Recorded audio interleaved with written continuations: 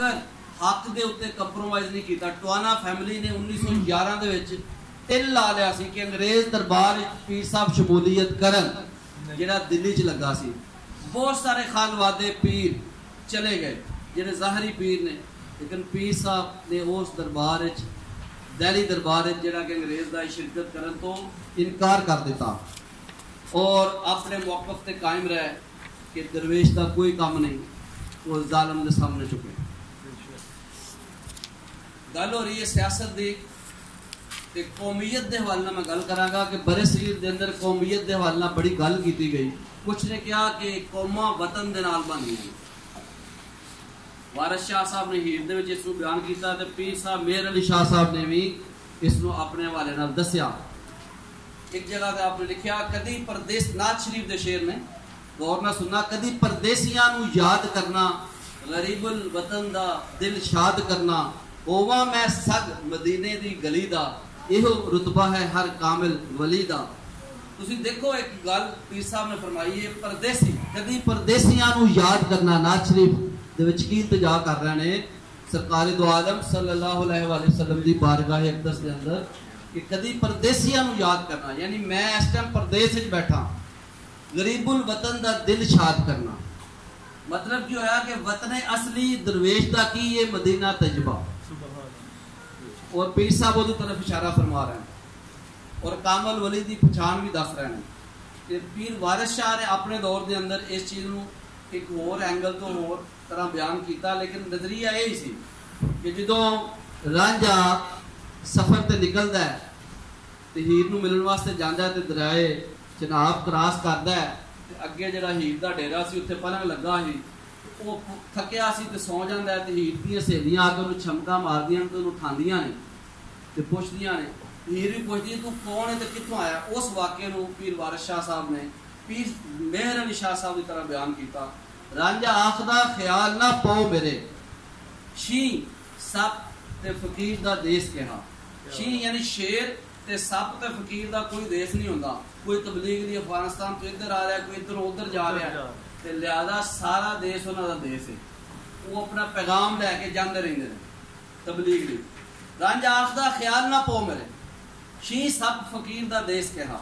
कुंजा वांग ममोलिया देश छड़े, असा जात सिफात ते बेस कहा। साडी जात सिफात की पुछदे, वतन दमा दे नाल ते जात जोगी, सानू साक कबीलड़ा खवेश कहा। वो लोग जेडे बरादरियां दे फख्र करते हैं ते कहते हैं जी फलाना कमी है, फलाना इंज फलाना इंज, वो जरा गौर करन। शाह साहब की कह रहे हैं, वतन दमा दे नाल ते जात जोगी, सानू साक कबीलड़ा ते खवेश कहा। जेड़ा वतन ते जात वाल ध्यान रखे दुनियादार है वो दरवेश कहा। वो दुनियादार है जेड़ा वतन ते जात परस्ती की गल करता है कि मेरी जात उच्ची है, फलानी नीवी है, फलाना उच्चा है। ते इसे चीज़ नूं पीर मेहर अली शाह साहब बयान किया। हुण मैं उस वाक़े का जिक्र करांगा जदों अंग्रेज़ां ने पीर साहब नूं गिरफ्तार करने लई DC नूं घल्लिया और अहलकार आ गए तो दो ऑप्शन आपके सामने रखियां गई कि या तुसी मुल्क छड्ड दिओ या तुसी यह काम छड्ड दिओ जिहड़ा तुसी कादियानी तहरीक के खिलाफ काम कर रहे।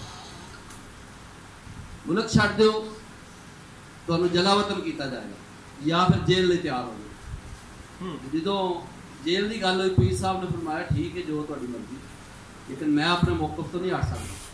जो उन्हें कहा मेरे वतन तो कढ़ देना, उन्हें कहा तेन वक्त ही दसेगा ना कि जाता है। तो उदो आपने हजूर पीरा ने पीर शाह अब्दुल कादिर जिलानी की तरफ एक चिट्ठी लिखी। चिट्ठी एक सिनफ सुखन है पंजाबी की, और मैं तुम्हें दसना चाहना कि जरा खत लिखन का रिवाज है पंजाबी शेरां च खत लिखा जाता सी, और ये सिनफ सुखन बहुत पुरानी है और पंजाबी के मुतअद्दिद शायरां ने ये तबाह आजमाई की। गुजरांवाला के मौलवी गुलाम रसूल अवान किला मियाँ सिंह उन्होंने मज़ार है, उन्होंने भी काफ़ी चिट्ठियाँ लिखियां। इस तो अलावा आलमपुर हुशियारपुर के अंदर मौलवी गुलाम रसूल आलमपुरी जिन्हें किस्सा यूसुफ ज़ुलैखा लिखा, उन्होंने भी बड़ियाँ चिट्ठियाँ लिखियां। तो पीर मेहर अली शाह साहब की चिट्ठी जो हज़रत शेख अब्दुल कादिर जिलानी की तरफ है, गौसुल आज़म की तरफ, वो लिखते हैं रो रो लिखिए चिट्ठिए दर्दा भरीए, पता पुछे बगदाद के वासियों का, देवे जा सुनेड़ा दुखा भरिया इन अखियां दर्स प्यासियां का।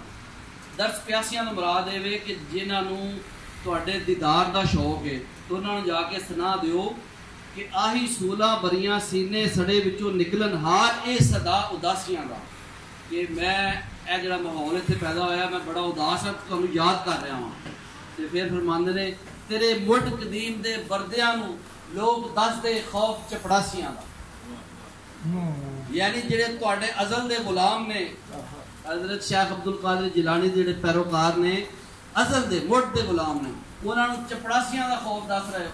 अंग्रेज जो दे हवारी उन्हां लई आपने केड़ा लफ्ज़ यूज कीता चपड़ासी केड़ा लफ्ज़ यूज कीता जी आप साहब आप मुख्तार साहब चपड़ासी चपड़ासी दा तुहानू पता ही सरकारी मुलाजम ते चपड़ासी दा जेड़ा लफ्ज़ यूज कीता वो क्यों यूज कीता कि पीर साहब ने फरमाया तुहाडी औकात है तेरे मुठ कदीम दे बरदियां नु तेरे गुलामां नु बरदा गुलाम नु आखदे लोग दस दे खौफ चपड़ासियां दा दस्तगीर कर मेहर तू मेहर अली ते कौन बाज तेरे अल्लाह रासियां दा अल्लाह वालियां दा तेरे अलावा कौन है।